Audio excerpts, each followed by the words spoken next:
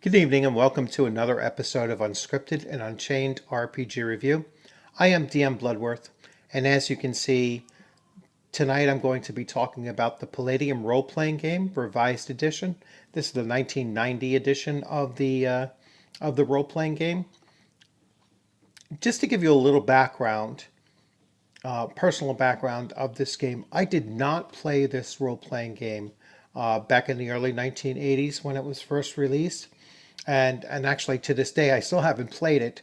The reason why I purchased this was because Jody Brandt from Questwise has been talking about Palladium games for forever on his YouTube channel, and I recommend that you go check his YouTube channel out. And I will leave a link in the in the description of this video for you to go directly to there and check it out. But he has been pushing this game system and this company, quite a bit, over the course of several videos, and so I take his word for it that it was a great system, and so I jumped in and I decided let me take a look and get a hold of it. So I went to eBay and luckily I was able to get this particular rule book for $15 plus like $4 and change shipping and handling. So under $20 for this. And I also picked up Rifts, which is another game of theirs that I think these are probably their two most popular games, unless I'm mistaken. So, and I will do videos for Rifts a little bit later on. Excuse me. I am not going to go through this whole thing, this video. Probably break this down into 3 different parts. So without further ado, I am going to jump into this. First, I'm going to just show you here's the booklet. It is 274 pages. It boasts 20 character classes, 290 magic spells, 60 wards, 50 magic circles, character races, psionics, dragons, and adventure. So it is a pretty solid volume of core book here, and in pretty decent condition as well. So I was really happy with that. The fact that, it was only 15 bucks and I got it in this condition. So, excuse me, I'm still getting over the season. It's the seasonal thing. So let me switch and we're going to start taking a look at the book itself. Now I gotta adjust this a tiny bit. And this is actually my second run through of this video because the first time I ran it, there was no audio. So this should actually go a lot smoother than the last one. So we have here that the book was originally, or the game was originally copywritten in 1983 by Kevin Ciambieti. Bieta, I'm sorry. If I mispronounced the name, I apologize. This is the 7th printing, so March 1990. And we're going to go through, there's a little, dedication to the Defilers, each and every one of them, for an epic adventure that I will always remember. This one is for you. And there's a bit of a ballad, a poem. System-wise, or the way the book is, the way the book is formatted, I should say. So how to play the game, and it goes through your standards, glossary of terms, creating characters, character attributes, the races, hit points and recovery, physical strength, optional personal modifiers, insanity, alignment, experience points, occupational character classes, multiple character classes, and character skills. And then there were skill descriptions and so on, and all the various tables. I'm not going to go beyond this first section, all right, for this first video. So I'm not going to go to the men-at-arms and those character classes. I'm just going to focus here. Then I will do one here for the men-at-arms and the equipment, and then finally finish off with magic and religious characters or clerics and such. So 3 separate videos for this. So once again, I'm a bit of an academic when it comes to role-playing games. So I like to compare them and see, well, how does one compare to another? What elements of the system do I find that are unique and interesting? What parts of it I don't really like? And so far I've been pretty lucky that the RPGs that I have been picking up, I've always found something that is unique and interesting with each of them. And so I haven't really picked up any that, it's like, wow, this is really a terrible system and discarded it at that point, at least from my thoughts. So determining attributes, this is where Palladium fantasy is different from Dungeons and Dragons if you want to compare it to its contemporary at the time, which would have been first edition AD&D. So for humans, they roll 3d6 for each of the 8 attributes that they have. They're the base, they're the base race or species. They get 3d6 for all of their attributes. But in comparison, they talk about a wolfen, which is one of the races in the game. However, they are large, powerful creatures possessing great physical strength, and this is reflected in the number of dice rolled to determine their physical strength. So they get 4 dice for their roll for physical strength, and then they will only get 2 dice for their roll and their mental affinity. All right, so where they have an advantage in one area, they're going to have a disadvantage in another. And so in comparison to humans, humans are just kind of a jack of all trades kind of setup here. So you go through the different roles for the different character races or species, and you'll come up with your character having been rolled out. The attributes. So IQ is simply indicates your character's intelligence. Mental endurance is their mental and emotional stress that the character can withstand. So that's where the insanity mechanic will come into play. Their mental affinity is the character's personal magnetism or charisma. So it's just another way of naming charisma. Their physical strength is just your pure physical or raw power of their physical body. Their physical prowess is their manual dexterity and agility. So it's just another way of saying dexterity. Their physical endurance is their ability to withstand damage or take punishment. So it's basically their constitution. Their physical beauty indicates their physical attractiveness, so that's kind of like the comeliness score, if you're familiar with that, with the later parts of first edition AD&D. So once you start getting into Unearthed Arcana and beyond, comeliness was in there, and then speed, which is just your ability to movement. It's not hand speed or attack speed, but it is movement speed. On foot. So that's an attribute here. So when we come over to here, because when I first realized that there had to be something going on differently there is when I saw this chart. And this chart here, I saw the characteristics going from 16 all the way up to 30. I was like, wow, that's got to be, that's certainly something different. And so when I went back over to look at attributes, I say, oh, okay, because in some cases they might get 4d6. And so their score on a maximum might be a 24.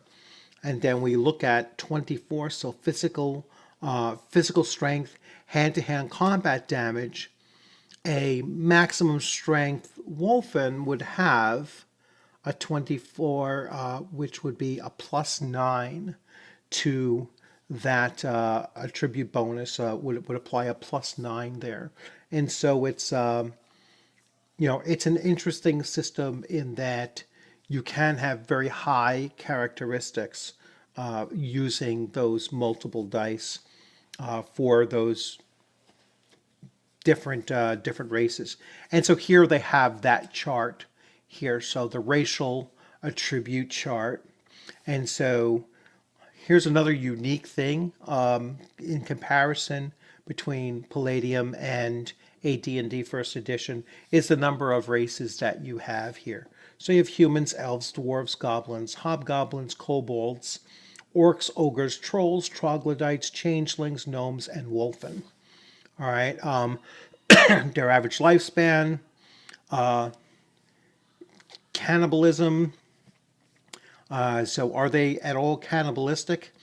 And then their IQ, their mental endurance, their mental acuity, and it says the number of D6 that they would roll in order to determine that attribute. I'm just going to move forward. So here you have the various races depicted, and so very nice artwork. I really like this artwork, even though it's on the cartoonish side. It's meant to be that way. So the quality of the art is really exceptional, even if you don't like it very stylistically. But it's certainly something to my taste. Here's something that you might not see or you probably wouldn't see in newer games. And that is the whole idea that players of non-human characters should realize that they will be subject to racial fears and prejudices. Most fantasy worlds are human-centric, and that just that has been the way it has been for decades upon decades. I mean, going all the way back to J.R.R. Tolkien's writing to everything on forward.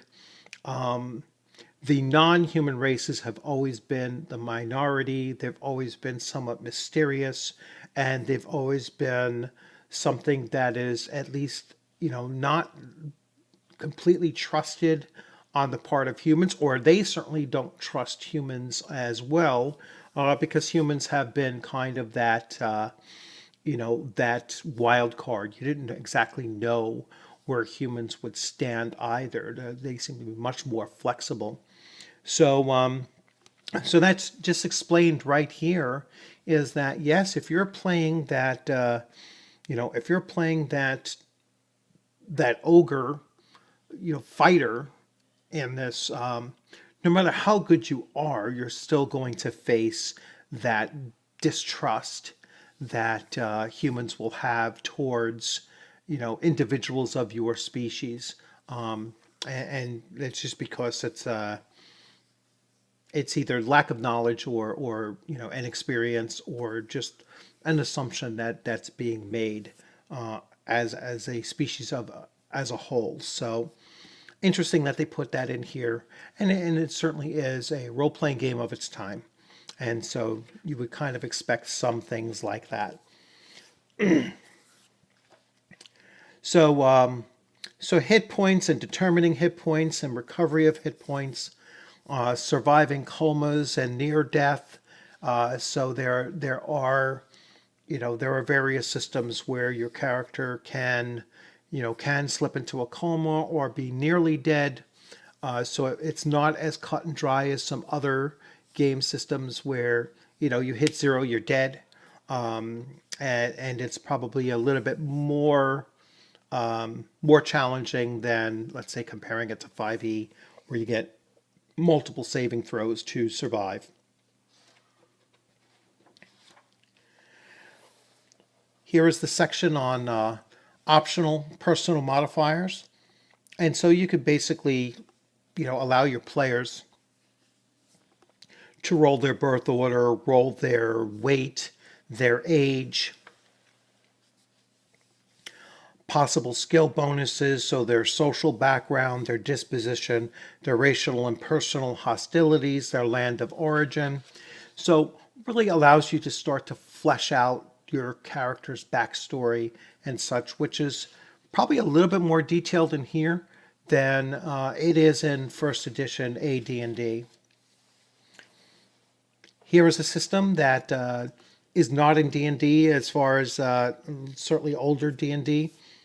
As far as I recall, is certainly not to this level, and that is insanity tables, and they go through all of the various, insanity, trauma, random insanity table. So an affective disorder, a neurosis, a phobia, or a psychosis, and so it goes through the different effects of each type of disorder. You could roll to see, like under phobias, you could have everything from fear of heights or insects or dogs or flyers or anything that is, possible here to be fearful of. And then organically caused. So was it caused by brain damage or drug induced or injury to the brain, which brain damage from alcoholic was the first one. So just alcohol-induced causes of some of these things. Certainly a layer that was not in first edition AD&D. And so on. Cures for insanity. So they do spend quite a bit of time with that. There is an alignment system in this game. I'm sorry, I'm shifting this all over the place. There is an alignment system. There's just straight up neutral. Boom. There's no 3 layers of neutrality. There are good alignments. There's only 2, principled and scrupulous. There are selfish alignments, but not necessarily evil, and that is unprincipled and anarchistic.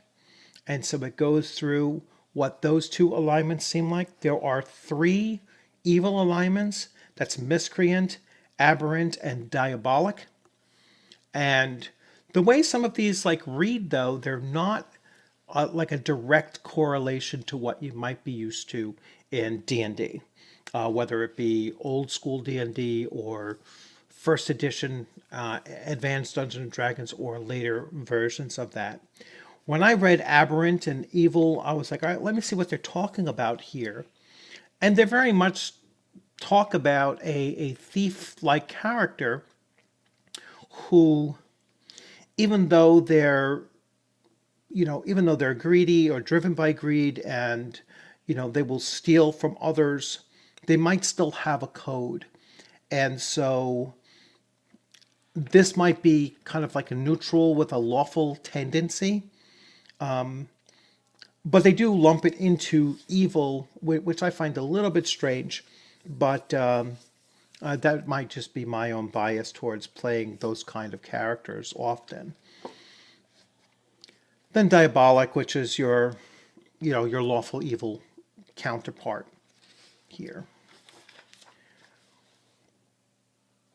There's a section on experience points. I'll save that for maybe a little bit later. There's the occupational character classes. So character classes are broken down into, into 4 categories here. So you have the men-at-arms, which are mercenary fighters, soldiers, knights, paladins, longbowmen, rangers, thieves, and assassins. And kind of strange, those last 2 getting lumped into there, not their own separate category. You have the men of magic, which are wizards, witches, warlocks, diabolists, summoners, mind mages, and alchemists. An alchemist is a non-player class. You have your clergy, which is a priest or priestess, a druid, a shaman, and a healer. Kind of strange that they separated those 2. Healer from the priest class, let's say. And then your optional OCCs, farmers, peasants, stable hands, squires, scholars, merchants, and nobles. And it gives the prerequisites for each of those classes. So what do they need in physical aspects or their mental aspects or their personality aspects in order to function there. Skills for the OCCs, all right, so for the other occupational character classes, they have elective skills, they have secondary skills. And so many of these are trade skills. Some of these skills, like you see a lot of thieving skills that are in here, like picking pockets and picking locks and forgery and disguise and such. So a lot is in the elective skills. The secondary skills are more like carpenters and cooks and dancers and painters and such. So these are other like trade skills that you would that you encounter amongst that kind of population of individuals. So, not the warrior class, not the spellcasters, and not the priests, but within this other class of commoners with some skills. So there are three categories of skills. There's elective skills, there's secondary skills, and then there are skill bonuses. All right, so or actually, does it say 2 or 3? I thought it mentioned 3 class. So each occupational character is oriented a particular area of study. The acknowledgement is divided into 3 skill categories: skills, elective skills, and secondary. Oh, so skills, elective skills, and secondary skills. Okay. Moving forward, there was a couple other things that I wanted to, that really struck my attention here, and that is when we get to, say, weapons here. So here we have weapons, and so I want to bring this down so you can kind of see. I hope you don't mind. Let's look at pole arms because the shadow isn't directly on there. You see this, the S, the P, and the THR. The S is to strike, the P is to parry, and the THR is to throw. So at first level, with a pole arm, you're going to get a +1 to strike at first level. No bonus for parrying, no bonus for throwing. At second level, you're still at the +1, so you have to bring that down, but you're going to gain a +1 to parry. You still cannot throw a pole arm. At third level, you're going to get an additional +1 to strike, no additional to parry, so you're still a +1 there, and now you've gained a +1 to throw. So if you go all the way down to this end here, you'll see at level 15, you're going to get the maximum +6 to strike with a pole arm. At level 13, at level 13, you're going to reach the maximum +5 to parry with that weapon. And at level 14, you're going to get the maximum to throw that particular weapon. And so at 15th level, you're going to have a +6 to strike, a +5 to parry, and a +5 to throw. All right, so once again, a very interesting way that they have this broken down into having a very specific skill ability with particular weapon of that kind.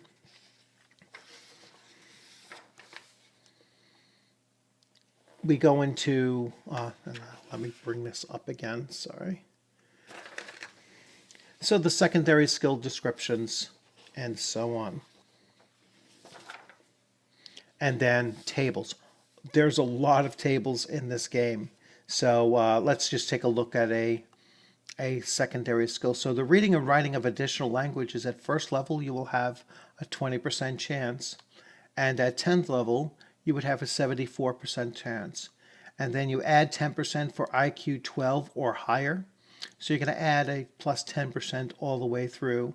So at level 15, with a IQ of 12 or higher, you're going to have a 100% chance to read and write an additional language. All right. And there are a number of other skills here. So sailing, very similar way, 21 to 99% will be your sailing ability. There are, it's mostly the language skills are the ones with the plus 10% for IQ above 12 that I can see. So speaking an additional language, reading an additional language. So you will gain some with that intelligence quotient, basically. And that brings us to the next section, which I am going to reserve this for another video all on its own. So I will break this down into 3 separate videos. Let me just switch here. So as you can see, I mean, it's a pretty detailed, and I want to avoid saying it's complex. It has layers. And once I actually get through, and then I will do a character creation video. Once I get through all 4 videos and then do a character creation video, then I will come back and I will, determine by then, hopefully, whether or not it's a multi-layered and complex or difficult game in order to get into. But there's a lot in here that I found, when I flipped through it the first time, that I was like, wow, that looks really, it looks different and it looks interesting, and I can't wait to actually dig into it. And that's particularly with the magic section. So when I get there, I will spend some time there. So once again, thank you for joining. If you like this video, please give it a thumbs up. If you're coming back to it, thank you for coming back to it. I know the first time, now I saw that my headset was, the button on the power button over there was turned off for whatever reason. Probably got caught in the draw. And so I ran through a 29-minute video with no volume. So if you're coming back, thank you for coming back and sticking with it. If you liked the video, please give it a thumbs up. Leave your comments in the comments section. If you haven't subscribed, please consider subscribing. The more people that subscribe and put ideas into the comment section about games that you want me to take a look at, please feel free. This is a perfect example. I mean, I'm watching Questwise and how much Jody Brandt puts into this game system, and I just decided to get it as well. So we can all learn a lot from each other, and sharing content and sharing ideas about things to put on our channels. And it's really good for me to to thank him and to say, hey, this looks like a really good game, and I'm looking forward to digging into it. And thank you for turning my attention to this game. So once again, in the times that we're in, please be safe out there. Try to stay healthy. And a lot of us are putting a lot of time into gaming online. So be on the lookout for a lot of pop-up games that are coming up, because many of us are under, stay-at-home orders and forced quarantines and such like that. And so one of the benefits of that is a lot of us have plenty of time to put to gaming, and that's a good use of our time. So once again, thanks for joining.